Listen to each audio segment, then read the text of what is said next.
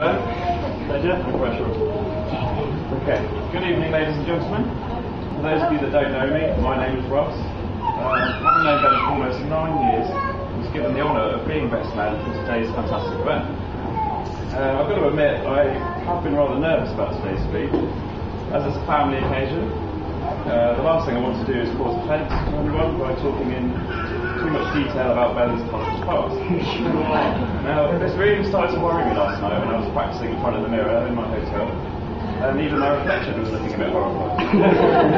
I therefore decided I would edit out anything that might be upsetting for anyone present. So, that just leaves me with toast.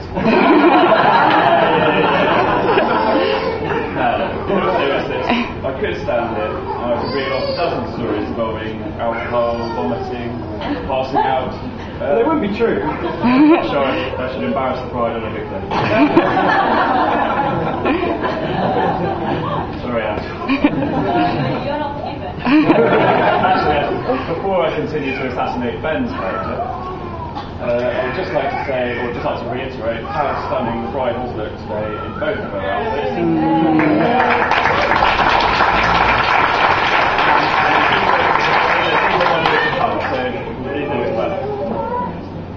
Anyway, as I said, I've known Ben since we started at college almost a decade ago, and I've known Angela since the two of them met at the University College London back in 2001. Now this meeting very nearly didn't take place, because Ben, having spent most of his college days down the park instead of in class, seemingly missed out on a place at UCL, and was in fact headed to the same university as yours truly. And we'd already started planning the next chapter in our lives, things like which sorts of residence we wanted, how much we should drink in Freshers Week, and how we would take the ultimate Frisbee team by storm. But suddenly it transpired that Ben was off to the prestigious UCL after all. Now this turn of events could have been down to, I don't know, a computer error, a brown envelope passed to the Dean of Admissions. But I'm pretty convinced that it was fated to be. Not just so Ben and Angela could meet and end up spending their life together, but also so I could be spared having Ben cram my style when I was getting acquainted with the young ladies of Exeter University.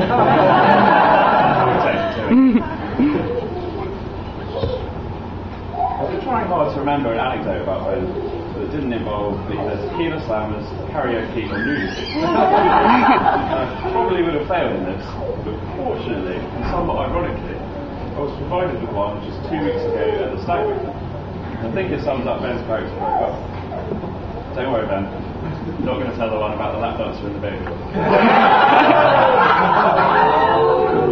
It's very good, sorry.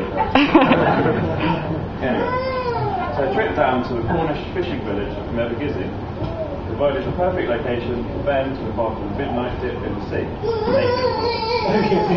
Having seen enough, I and a couple of the other lads returned to our hotel to find the place completely locked down. After an hour or so of trying in vain to rouse the proprietor, we were about to give in and find an alternative place to sleep, when Ben returned from the beach and we filled him in and upset him. We'd already dismissed the possibility of climbing onto the roof and seeing if we could drop down onto the balcony. But of course Ben was keen to explore this one himself. He climbed onto the roof and he soon realised the 12-foot drop from the roof to the balcony we were pushing it a bit.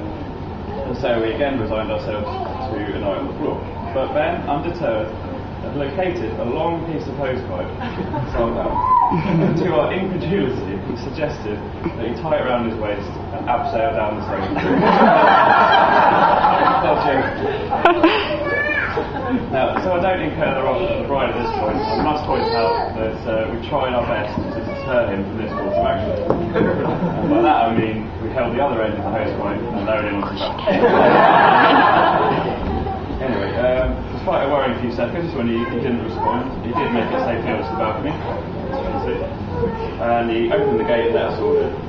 But for me, the best thing about this story is that he couldn't have cared less whether he slept on the street or he slept in his bed that night. The reason he risked his life with him was to be the hero and save the day from his mates.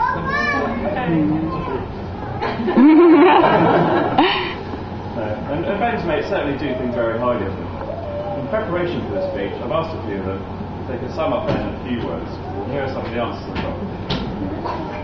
Ben Brown's calendar goes straight from March 31st to April 2nd. No one calls Ben Brown. When Ben Brown calls in water, he doesn't get wet, water gets Ben Brown. Ben Brown once ordered a Big Mac at Burger King. Got one.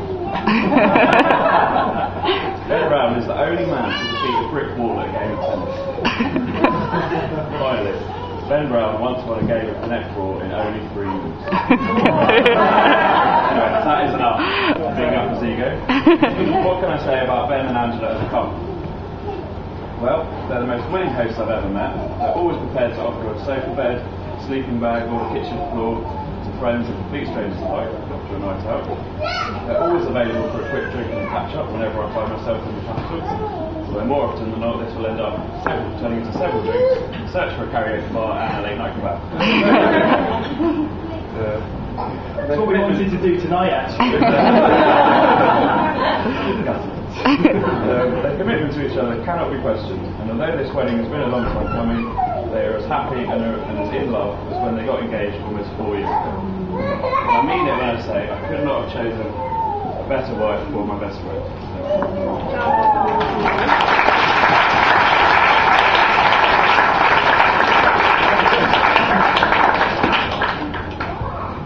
The last month has been an exceptional one for the room, it really has. First of all, it's beloved Aldershot Tower promoted back to the football. Along with, I must add, the mighty Exeter.